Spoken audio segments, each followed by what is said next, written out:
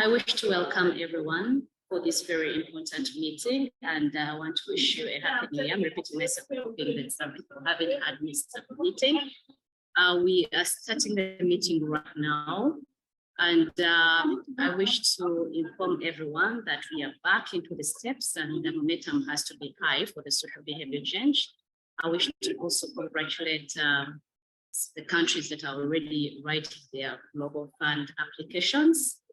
And as we start this meeting, for any new participants joining us, my name is Mariam Namkenya, and together with Gabriel Hunter, the two of us are co-chairs of this working group, the working group that has built momentum over the years that we need to sustain and even go higher. But before we begin, please select your language for interpretation at the bottom right corner of the screen. And please do so right now. You can follow along with today's presentation with slides in English, French, or Portuguese by going to the link on the side, and which is in the chat as well.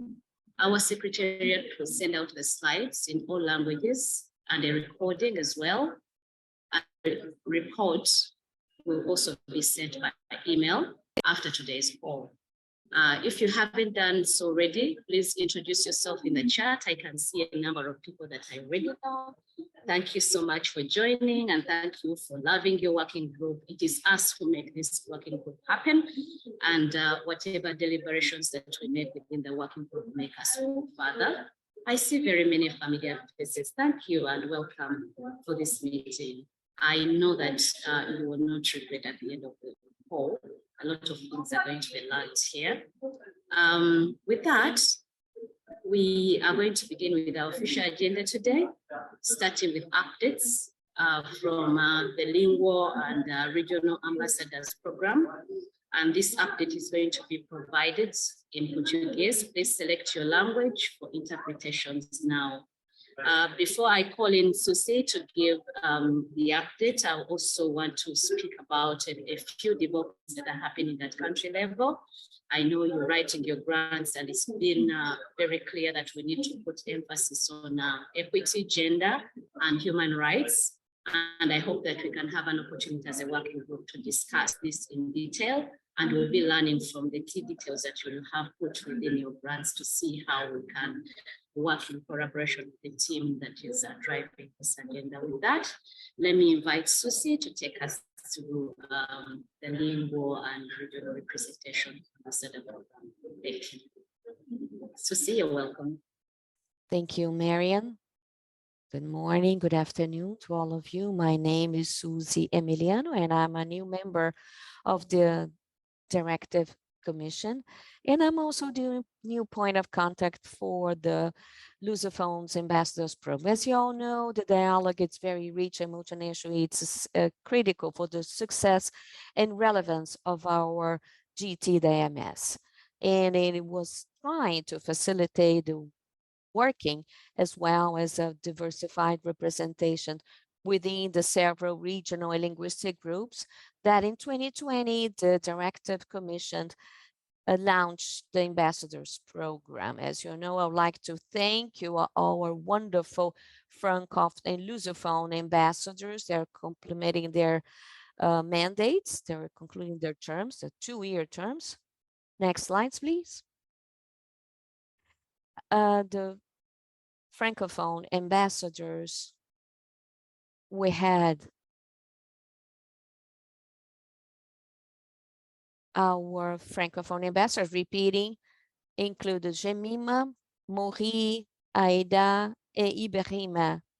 And the Lusophone ambassadors, I had the pleasure to work together with Sergio. Please join me thanking all the ambassadors in the chat for their dedication and trying to expand the linguistic regional representation and engagement within the GT of the working group of the SBC. I also like to thank Jean-Jacques and Deborah for their work as point of contact during the last few years.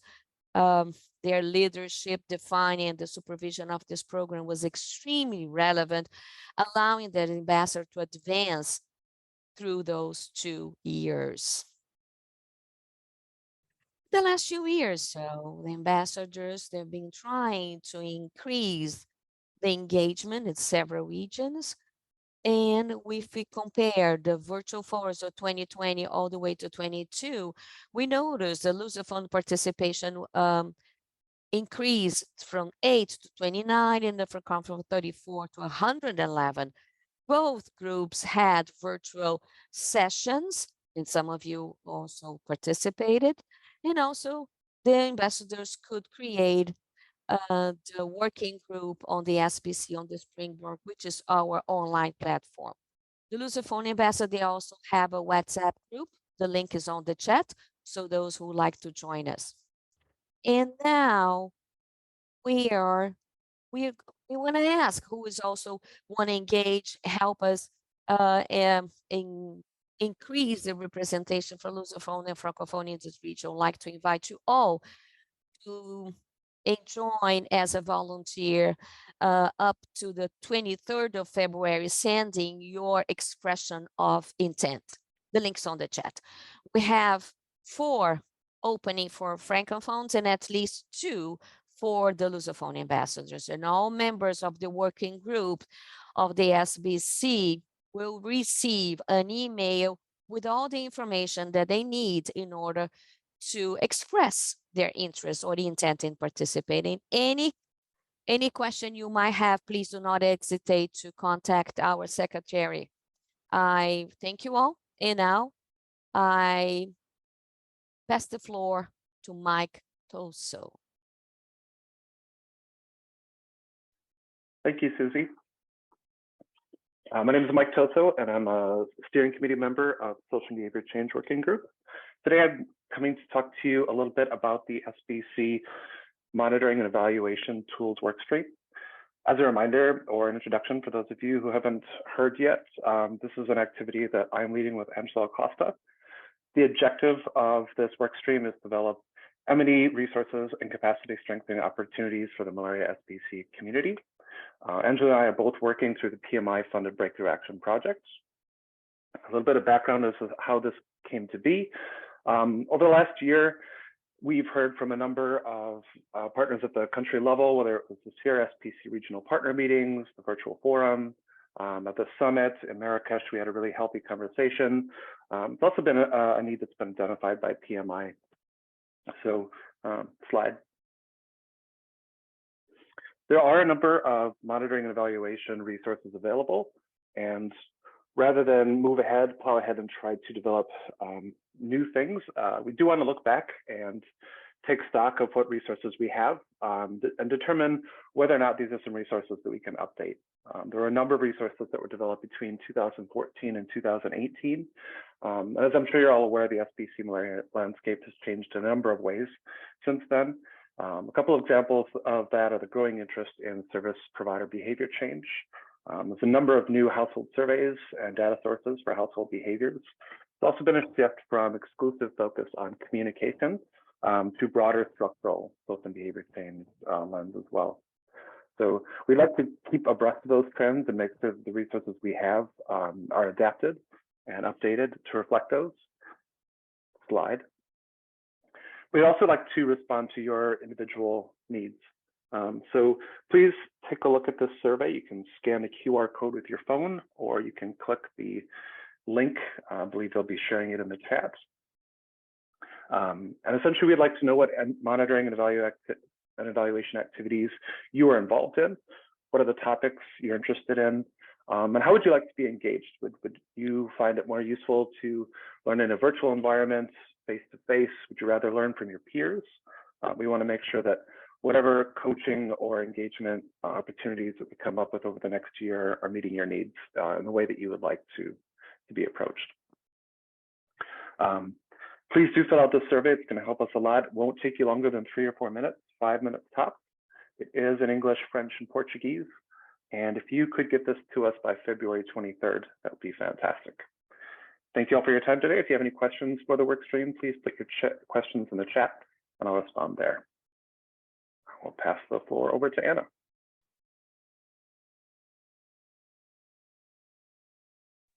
Thank you very much, Mike, and good evening, good morning, good afternoon to everybody.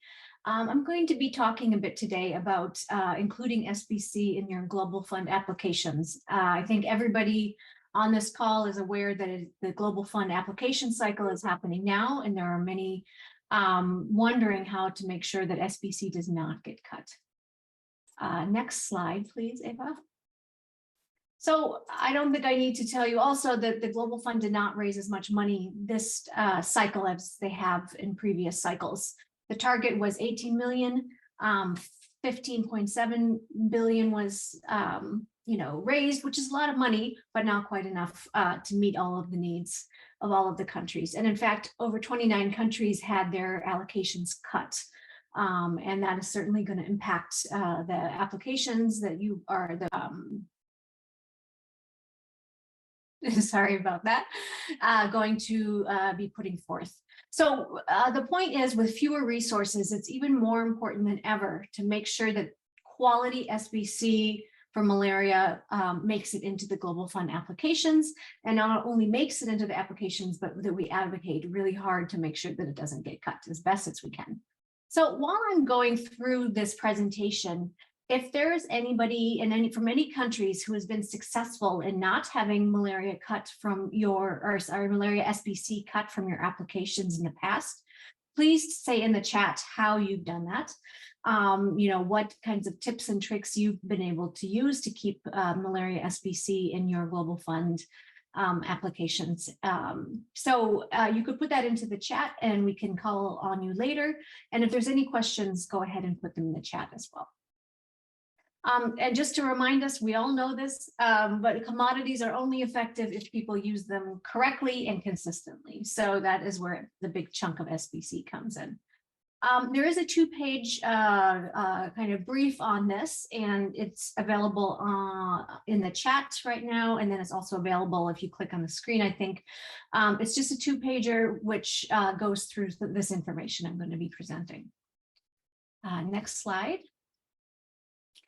So like I said, if you've had any successes in making sure that SBC for malaria gets through all of the rounds, the TRP, and is actually awarded to the countries, please put it in the box in the text so we can follow up with you, because we would really love for us to be able to, for countries to learn from each other, their experiences.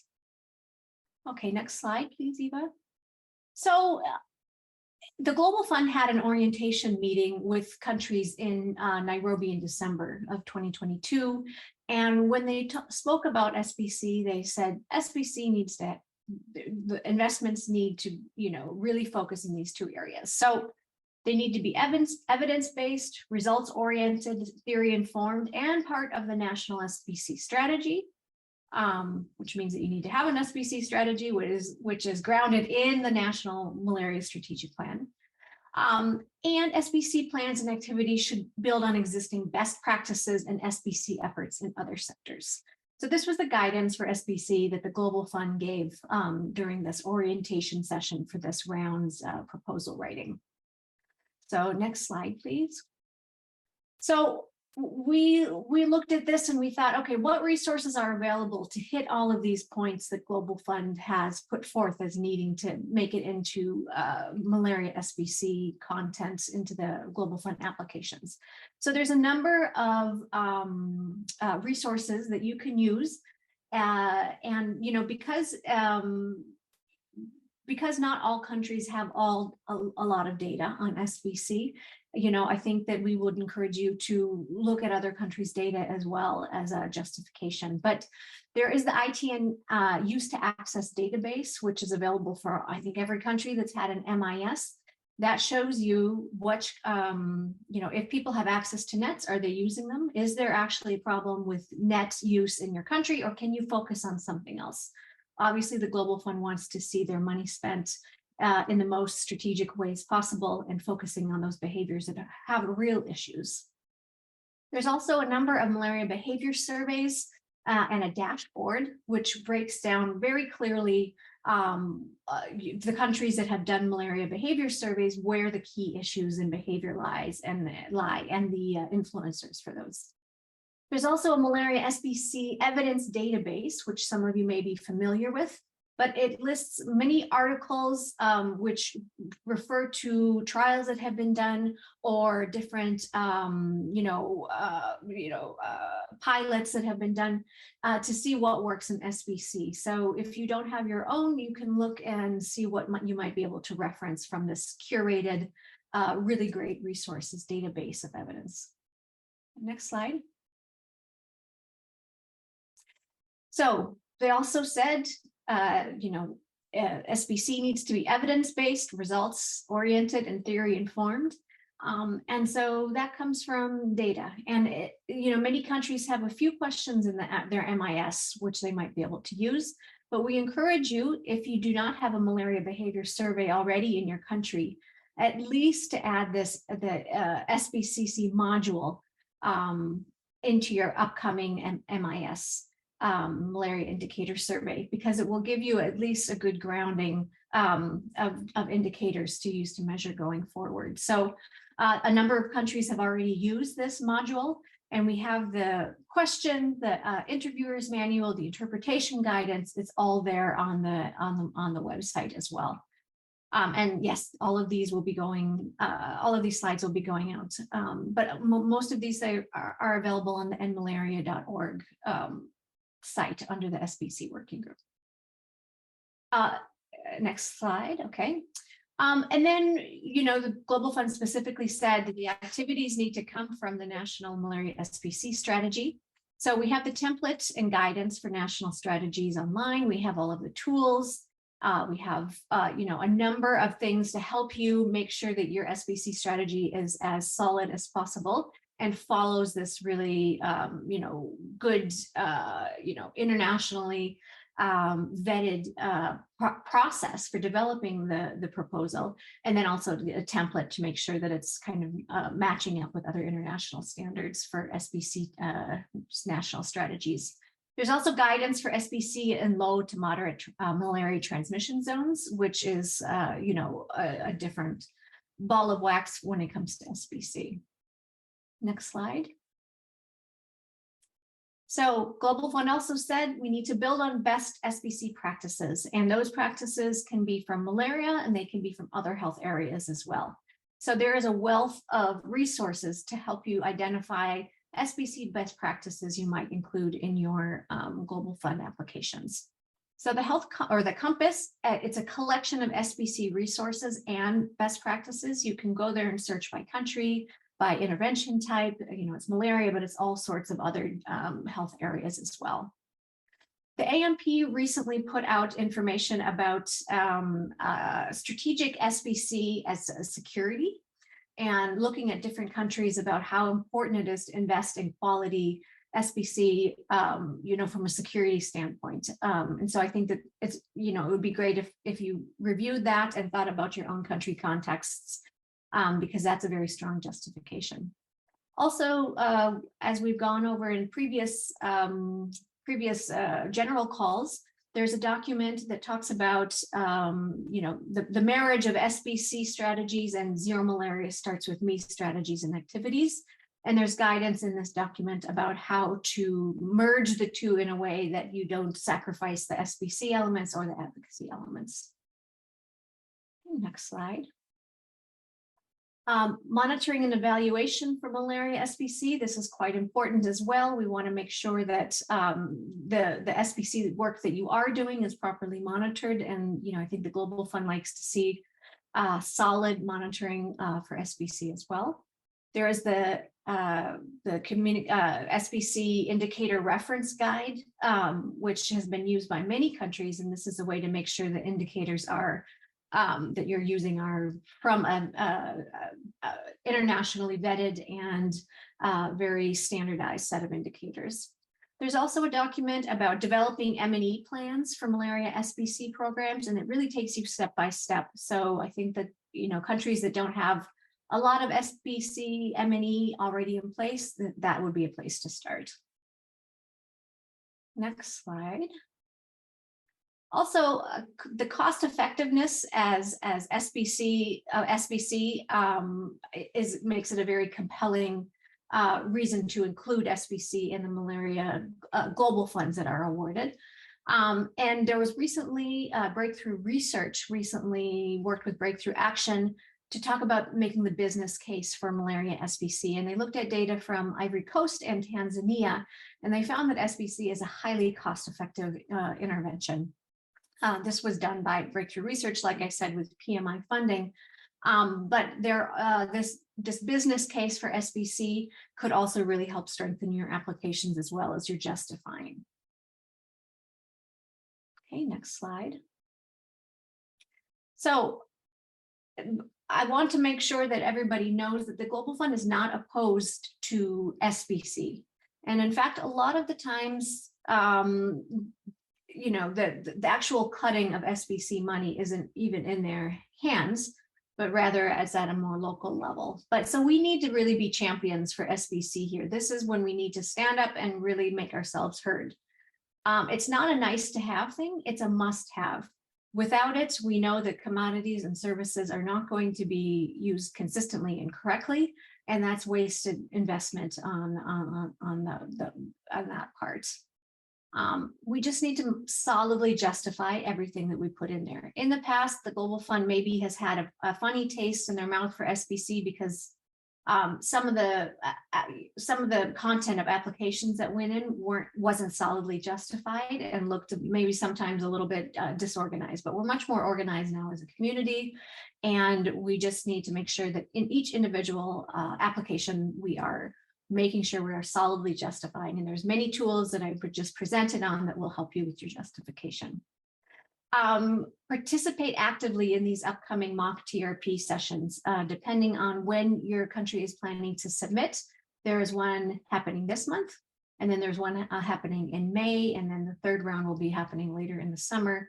But if you can participate and participate actively, not just in presenting your own country's mock TRP session or application, but listening to other countries as well to see how they're presenting their SBC. And if you can, you know, learn from that to even strengthen your applications even more. Ground everything in your SBC strategies and national strategic plans. If you phrase everything as awareness raising and have all of your SBC around World Malaria Day, it won't be taken seriously. So really think about strategic SBC.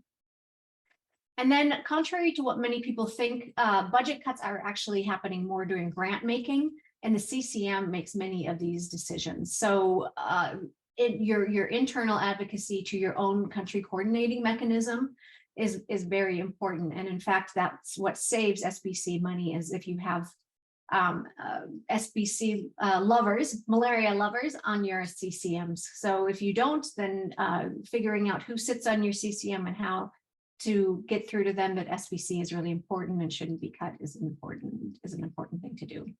And then look for any opportunity to reduce costs and highlight those, because this is a restrained environment. Okay, can we move to the next slide? Oh, any other resources that people know of, please put it in the chat. And I think we're running a little late, so we're going to have to skip the Q&As, but if people have questions, they can put them in the chat and I'll do my best to answer them as we keep going. And then if the Secretariat will also go ahead and send out any questions that weren't answered in the notes that come out afterwards. So thank you much for your time. Sorry, I went a little bit over. And all of those resources are available, like I said, will be available through the links when we send out the presentation, which will happen very soon. So let's see. I'm going to hand it over now to Kapasa Sikazwe, who's joining us from Path Pamo Plus in Zambia, where he's a social and behavior change advisor. He's going to be doing our technical presentation for today. Welcome, Kapasa, over to you. Thanks. Good morning, good afternoon. I don't know if it is good evening anyway. Yeah, so my name is Kapasa Sikazo. I work for PATH on a project funded by PMI. It's called Program for the Advancement of Malaria Outcomes. We shorten it as PAMO Plus. Next slide. So I'll just share, a few slides just to show the effectiveness of interpersonal communication while we are doing our work. At some point, you feel you need to share with other countries to see what is working and also learn from others. So in a brief, that's what we are going to share. Next slide. So this is just an overview. I will not go through all this. This is just an overview about the project that I'm working on. It's funded by PMI, as I said. It's a 5-year project. We started somewhere in 2020, and we continue to do implementation of activities in 4 high burden provinces of Zambia, which are Eastern, Luapula, Muchinga, and Northern provinces. Next slide. So just to introduce our IPC, most of you know this definition that it's a tailored face-to-face communication between someone providing health services and the client. And it takes a number of things to do IPC. It could be health talks. It could be other interventions that engage communities directly. But what we have seen and what we are introducing is the fact that IPC is a proven approach to social behavior change. And you see what we mean by saying it's proven, because it can lead to increased uptake of key malaria interventions, key malaria products and services, including IPT, as we shall show in the few slides. Next. So just some background to what we are sharing here.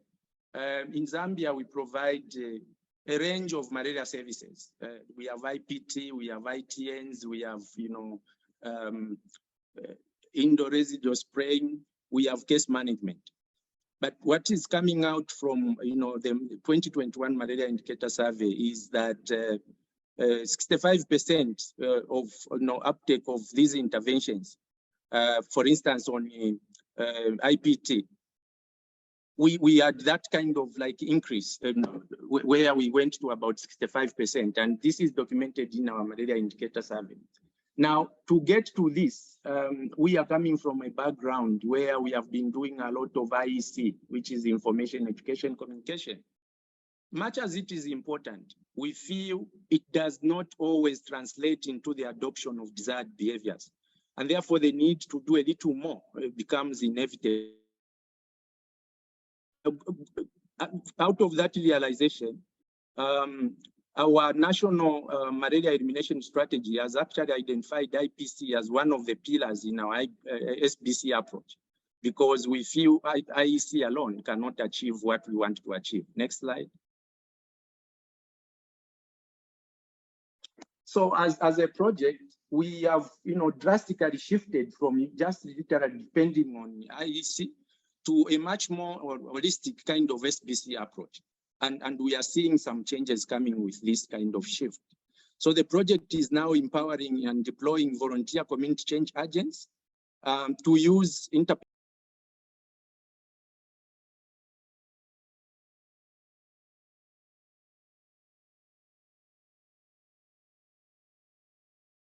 Sorry, Kapasa, we lost you for a second.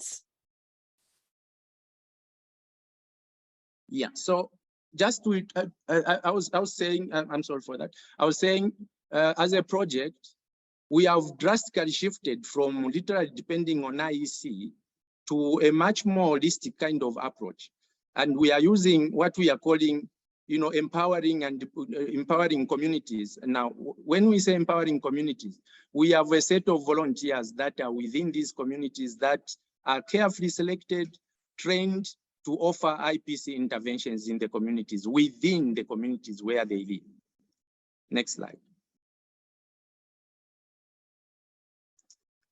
So how is this done? So in 2021, we introduced the concept of IPC, and we trained a total, as at the end of 2022, a total of 6,113 community change agents, and these have been deployed.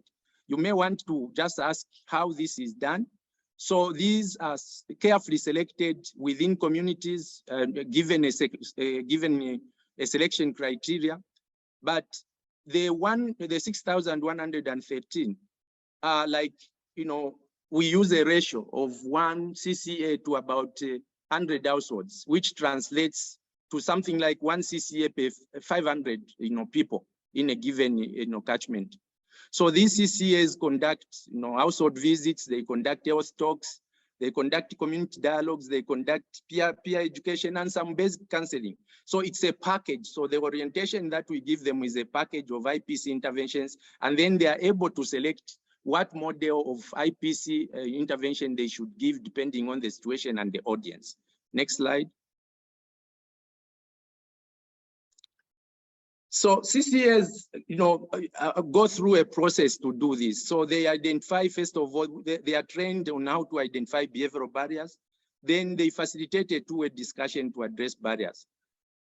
Now, conducting a peer-peer, you know, education or whatever counseling is a two-way kind of process. Now, to determine whether you are going to do peer education or you are going to do counseling, as I said, depends on a number of factors. You need to give quality training to these CCAs to be able to tell here, this is the model or this is the intervention that I'm going to use. Remember, in SBC, we say one size does not fit all. So we have seen that, you know, for instance, pregnant women and spouses are being engaged and are being encouraged to go for antenatal early through this kind of IPC interaction. And we are seeing people seeking early treatment because they are being followed in households. And then we are increasing the uptake of these interventions. Next slide. So just to show that IPC works, I know it's a matter of contention here because everyone says, no, it's difficult to measure IPC. We have tried in a way as a project and the National Malaria Program just to see and show results that things can work. So we have noted after we introduced IPC, for instance, in Kanchibia district, that the first dose of IPTP within the first trimester of pregnancy increased from 54.2% in 2020 to somewhere around 69.5% in 2022, which is a remarkable increase of 28%. And we also saw the third dose of IPTP increasing from 26.9% in 2020 to 40.3% in 2022, which is also a remarkable increase of 50%. Now, we tried to compare these results with a nearby district to Kanchivia, where we haven't done IPC yet, and we are only deploying IPC this year. So if you look at the results there, we are seeing a reduction. Instead of seeing an increase, we are seeing a reduction. If you look at the same indicator there is a reduction of 5.8% and another reduction of about 30% in the third dose of IPC. So essentially, we are trying to put across our point that much as we have several factors that can be attributable to this positive result, we cannot rule out the fact that IPC has worked. We need, of course, to do further investigation so that the level of attribution is like ascertained. But definitely, we cannot rule out the fact that IPC has helped. Next slide. So this is just a graph of what I was presenting, the data I was sharing. Next slide. So just to end our discussion, we are saying the deployment of IPC through CCAs in the 4 PAMO-plus supported provinces has contributed to an increase in the uptake of malaria services and products, as we saw in the percentages that we shared. And we are saying that IPC deployed to scale can contribute to behavior change and can accelerate malaria reduction and elimination, the case of Zambia. So depending on how you deploy it, the amount of investment you put in people that are doing the IPC, we can contribute positively to this. Thank you so much for listening, and I welcome any questions so that we can share. Thank you. Yeah, thank you very much, Kapasa, for the nice presentation. And I'm asking you to continue to please and type your questions in the chat so that the presenter can respond to whatever questions you're having. So we'll start with the questions which already came up. And there are so many questions which came. The first one is Permaplast changing programming based on transition zone levels? For example, is there a difference between what CCAs are trained on in high burden zones compared to pre-elimination zones? So that's the first question. Thank you so much. Thank you so much attempting to answer that question. So I mentioned that we have like 4 high burden areas in Zambia. We have the northern, the Luapula, but within Eastern Province, we have an area of about, which comprises of about 7 districts, where we are saying, you know, they are like in the pre-elimination. Now, what differs? You can do the same IPC, but I think the intensity differs, and also the focus differs, because the challenge you have in the pre-elimination is when malaria starts going down, you start to see a relaxation in the kind of effort and, you know, even interventions that you want to see. So the encouragement has been that CCS now need to like look at the problem, because remember, our SBC should be driven by evidence. So if your cases are high, you apply that level of effort. If your cases are going low, then your IPC now starts encouraging people to keep that momentum so that they don't get back to square one. So it is the intensity and also the data that is available that differs. But across all the provinces, we are doing IPC, except for intensity and what the focus of the IPC. Yeah, thanks, Kapasa. So next question comes from Gabriela, where she asks, can you share some examples of the behaviors that are raised and managed by CCAs? So, for instance, on IPT, which we shared, we have behaviors that are prevalent in very rural communities.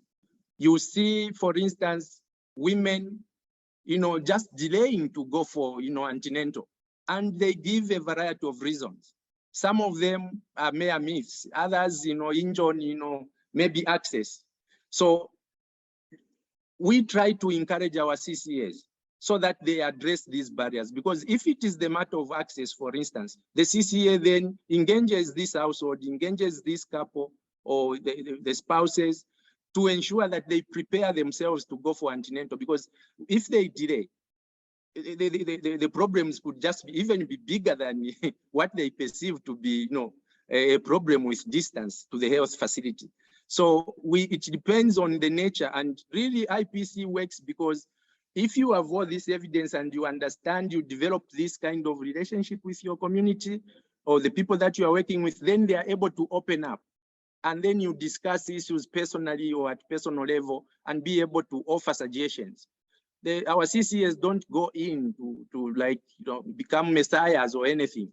They facilitate a conversation so that then we start seeing these changes happening to address barriers. Thank you. Thanks, Kapasa. So next question comes from Cynthia. It says, thanks, Kapasa, great work. Do you also have community health workers or village health workers, or the CCAs double up as community health workers? Yes, we do have community health workers. Unfortunately, our community health workers don't double as CCAs. What we have noted is, you know, community health workers are at home waiting for a service, so that someone follows them at home and, you know, they do the malaria testing. Our CCAs reach out and move about. So if, you know, the challenge we had, you know, we could have probably, you know, gone for where they double as, you know, community change agents and CC and community health workers. But the time they are going out, it means you are offering a disservice to people that will follow you for malaria testing at home. So we went for a cadre that is not offering, you know, malaria testing, but the two cadres work together and they are referrals that you see. So there is some collaboration that is there between the community health workers and our community change agents. Thanks, Kapasa. So another question comes from David. He's saying, great work. What criteria did you use for the careful selection of CCA? like what's the role of village members in selection of CCAs? Great question. So we have, we can share, I think, through the secretariat. We developed a criteria that you need to follow, like religiously, to select these people carefully. One of the things you need to look at is, are these people living within that area? Are these CCAs also respected? Are they known? And by the way, the selection is actually done by the village head persons, but of course supervised by health facilities. So it's a standard criteria that you follow to select all these 6,113. And we can share that, you can adapt it to your situation. Thank you. Thank you, Kapasa.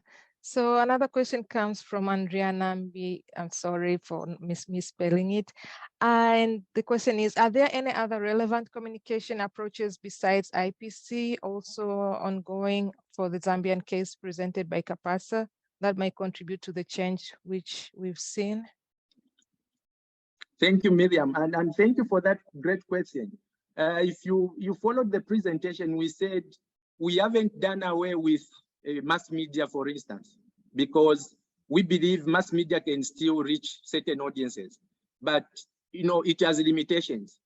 We are also doing community engagement. We are doing IPC itself. We are doing advocacy and several other interventions, including wherever possible social marketing. So it's a compendium of things you put together, because not one method is going to give you what you need, but you need also to select where do you place your money, so that it gives you maximum benefit. Thank you, Kapasa. And the next question from Mariam, like how often the follow-ups are done and who does that?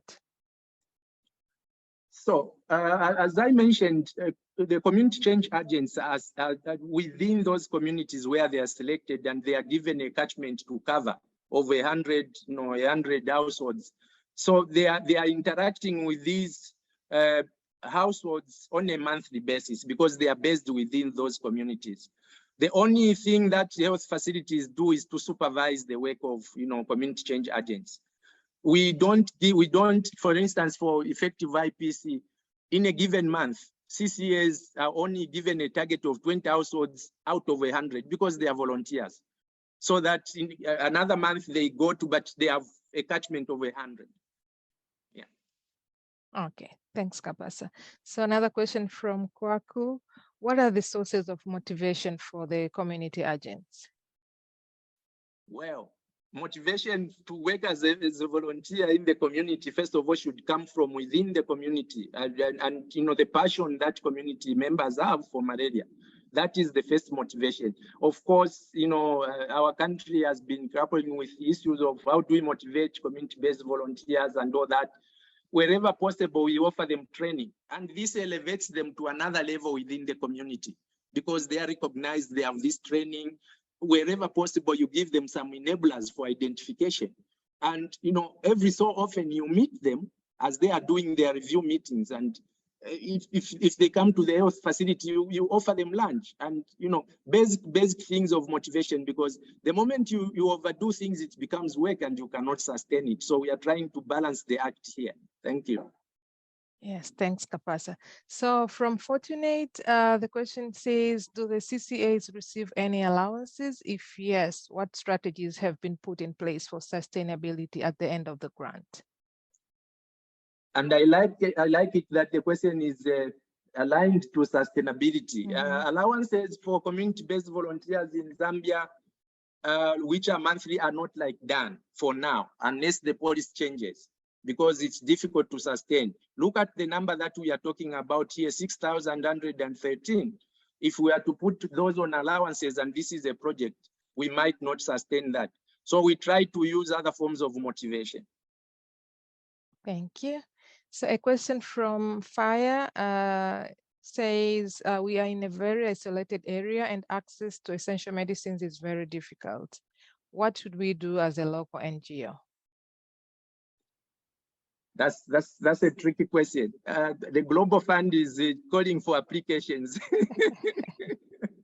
You might just want to do an application and get some support, because where government cannot reach out. NGOs, as you know, are the best kind of resource available. But the NGOs should also be resourceful so that you support community-based actions. Thanks, Kapasa. So a question, another question from Gabriela. You mentioned deploying IPC to scale. Is there a plan to scale up beyond 4 provinces? Our project is just given 4 provinces for now. But what has happened is because we are supporting the national malaria program. So there's adaptation of what is happening in the project, and this is going to scale. So we are seeing more and more, we are likely to see more and more provinces coming and joining. But then taking to scale is not only, going to provinces, it's also within the districts where we are working, because the idea is that every NHC, Neighborhood Health Committee, should have its own CCS that are able to reach out to, households within there, because then it becomes less expensive unless you have money to, to buy bicycles where, your CCS have to traverse long distances. But we want them to operate within, within their community so that it is easy to reach out. So scaling can be looked at, from 2 perspectives, either within the NHCs where they're operating, or indeed taking these services in other provinces. Thank you, Kapasa. Another question from Helen. Could you recommend a robust evaluation method to measure the impact of community agents? Well, this is a tricky question. It's a tricky one. So basically, what other than using the malaria indicator survey, maybe the use of the malaria behavior survey would if you could have specific questions that look at the service providers who are the CCS, that would be good. But also looking at if there could be, a way of doing other studies that just target providers, because remember the malaria behavior survey is a survey that looks at probably behaviors and not necessarily on the providers.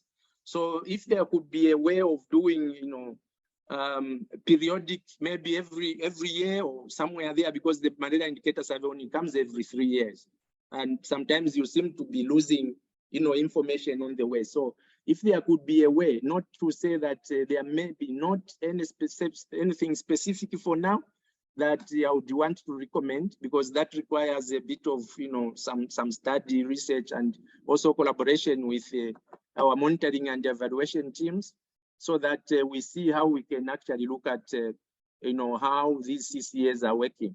But so far, from the interaction you have with them, you would see a sense that I think the training that we have offered is helping, because they are not at the level they were, and we continue to interact with them. We do, periodic review meetings with them. We do, also mentorship, and that is ongoing. So thanks, Kapasa, and if you have more questions, please go ahead and put them in the chat so that Kapasa will continue to respond. Thanks a lot.